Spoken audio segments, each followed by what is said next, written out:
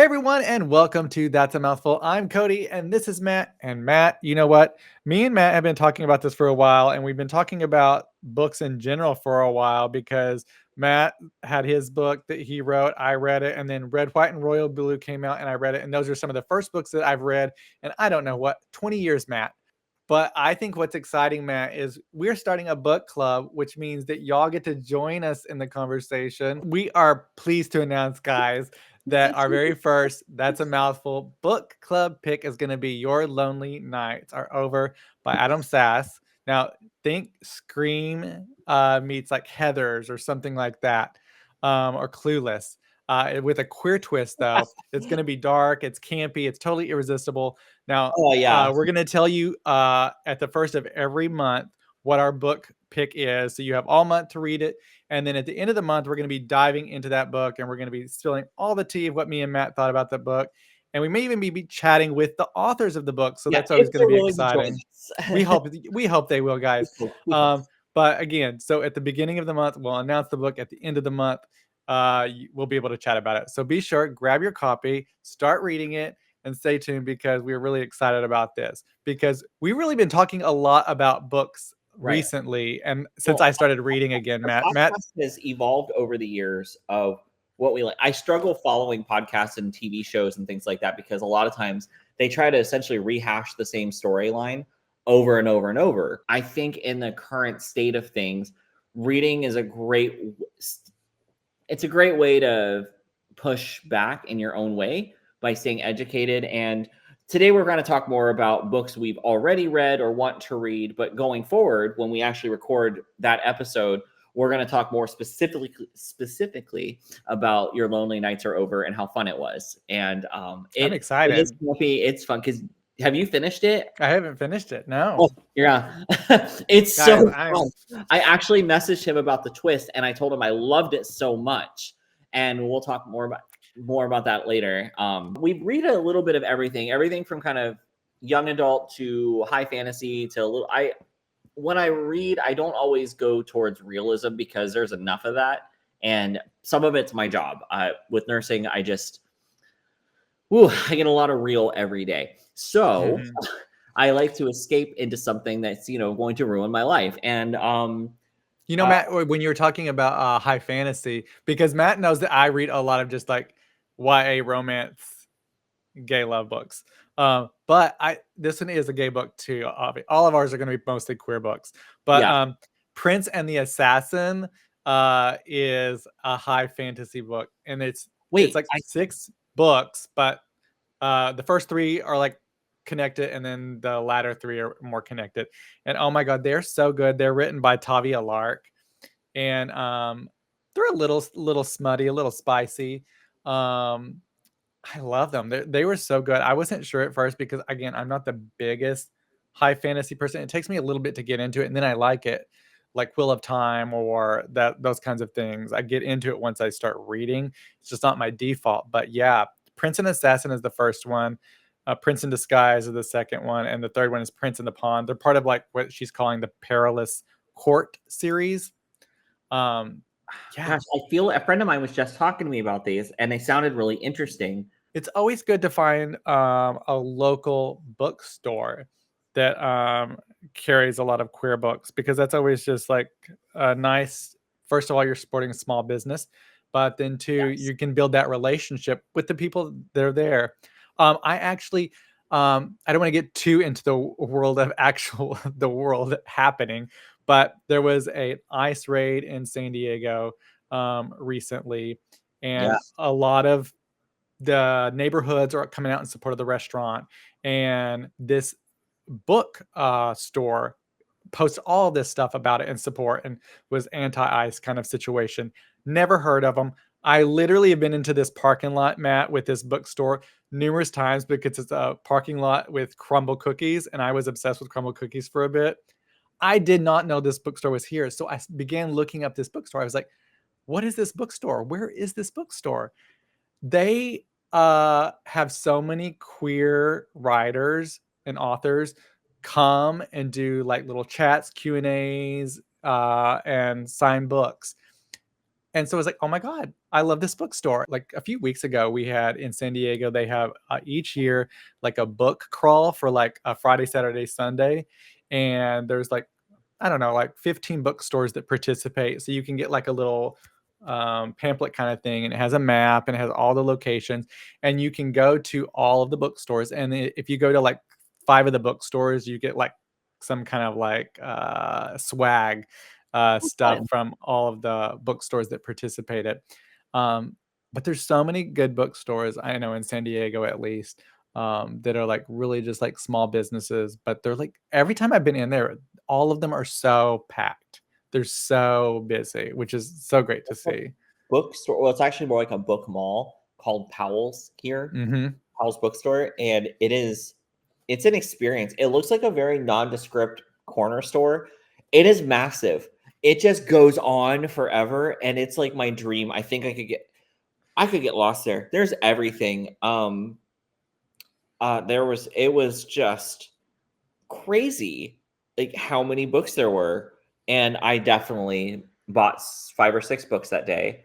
I bought, I would say this year I probably been able to buy. I bought more books in the last 2 years than I have in probably 20, just because I just really couldn't with. I couldn't justify it. Every single cent I had to go to school, or Yeah. we were in a pandemic, so it either needed to go to the cell phone bill, the rent, or the mortgage, or eating. I mean, you need to do that. So Super. Matt, I Yeah. went from reading no books like we mentioned earlier. So far, in 2025, I think I've read up to this point 25 books. My goal was 25 books. That's So for the year, awesome. So we're not even 6 months in. I've already I have accomplished my read. goal. You know what book I read this year? I read Salem's Lot by Stephen King. Okay, yeah. I think I read it maybe 20 years ago, but I watched the movie as a kid, the original, and then I watched the Mhm. new one that was on Netflix. Mhm. Super fun. Yeah, I've read at least 14 books this year. 15. I read one called The Midnight Library by Matt Haig. That was really Mm. fascinating. It wasn't a queer book, but Yeah. it was really interesting. Really interesting perspective. Yeah. So I mean, that's awesome, Cody. Like, this is I can't like believe it. when you talk to him about books I wanted to read. I was in school, and I'm like, God, I can't wait to get out of school. I really discovered Book Talk and other queer authors, and it was so exciting to see just different perspectives.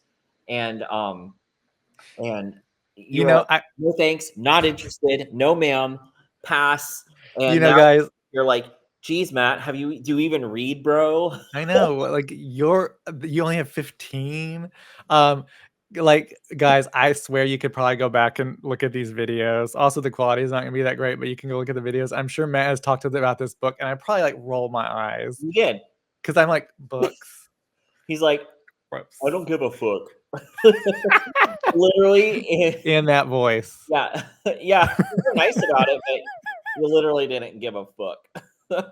um, Um, one thing also that I have, done, I listen to a lot of Audible books as well, because I can be outside working in the garden and doing all my chores, washing clothes, cleaning the house, and I can still get my stories in.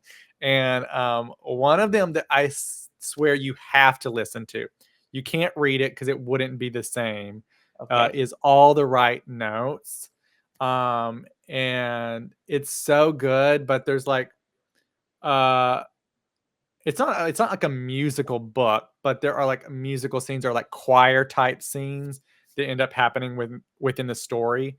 Um, and all of this is kind of included in the audio, so you get to hear it. So like if you're reading the book, you're just gonna see like, oh, the choir or this band or whatever played this. But in the book, with the Audible book, you're able to like hear it when they're talking about it, and it just is Oh, like I see what you mean. completes the I see. story in such a cool Oh, way. all right. Well, text me the link. So usually what I Ex do is when I'm scrolling around on the internet, I'll come across books or authors that I follow and kind of see what they're posting about, and I'll take screenshots of that, and I'll go look the book up myself to kind of see if it's because there's certain subjects that can be really uncomfortable to read about, and sometimes you have to be in a good headspace to read Mhm. about them. I read "Surrender Your Sons" yesterday by Adam Sass, and full trigger warning, and he even talks about it in the book. But there were some really intense moments that, it reads more on the young adult scale. And at Barnes and Noble, this guy was talking. He's a friend of my neighbor. He was telling me there's kind of this new wave of, it's called new adult, where it's more, rather than kind of that 18 to 22 range, it's more like 20 to 35 kind of thing. So where the fantasy books are written more to that, because I typically don't, any of the books I've read when I was younger, if it's more of a love story, it's more of the innocence of the story. It's not gratuitous or anything like that, because that just feels weird. I don't want to read about that.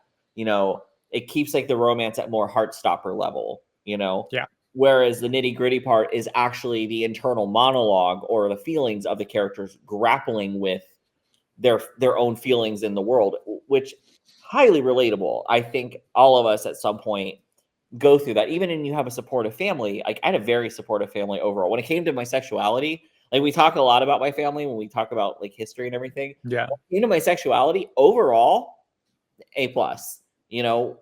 Not really my dad, but I don't really know him. We don't have a relationship, so it doesn't really count. But the people that were in my life, family wise at the time, were like, "Oh yeah, we knew. That's cool."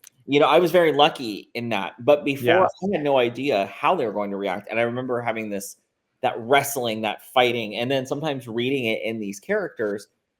And it's really stressful because I remember it and thinking some of these characters, some being sent to conversion camps forcefully. I know people that have been sent to those camps. They do exist. And, like that can be very difficult to go, "Ooh, God, that really could have been me." Not obviously in this exact situation, but these things happen to our people, to our community.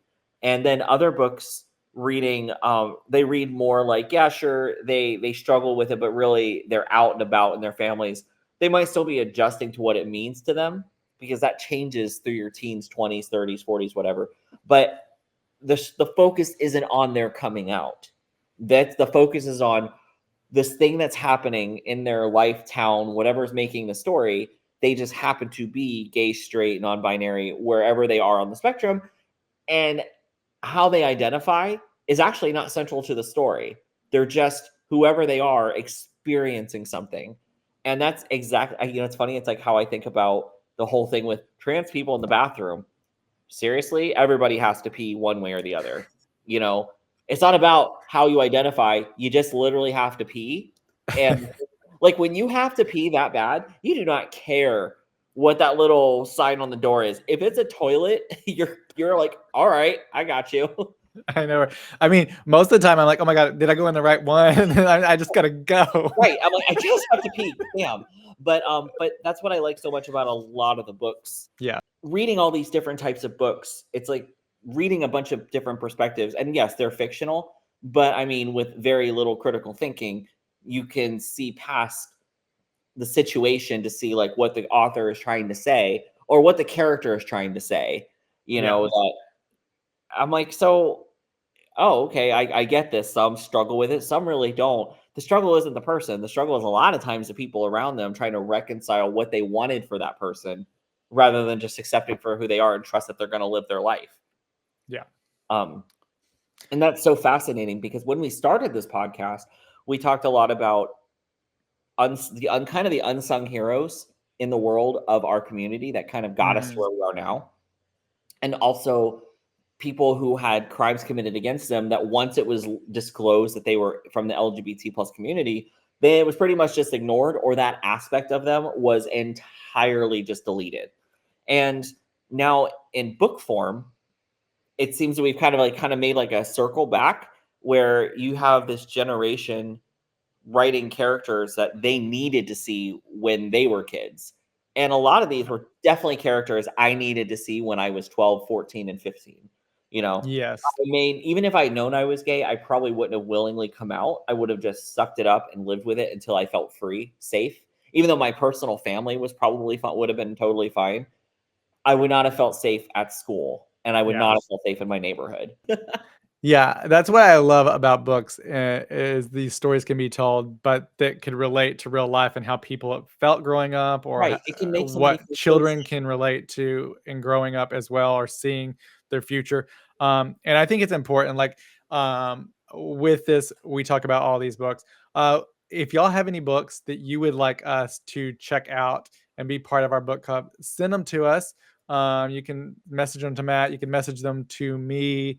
You can mention to our official account. We would love to check them out. But yeah, I think reading books is such an important thing right now, especially. It's such an educational thing for everybody, even if you're older. But reading books and supporting bookstores, especially local bookstores, is so important right now. And supporting your libraries are so important right now when we're in a middle of a point in which libraries are not getting funding by the federal government. And you have like states like Texas who are basically saying, yeah, you can't read Romeo and Juliet because it's too sexual, or that kind of situation. So it's important to support these entities and to support these authors and to support these books, that they can continue to be written for people who can get access to them. And then there's other organizations in which they're allowing these books out there so that young people can get access to them when they're being blocked at almost every angle, it Right. seems these days.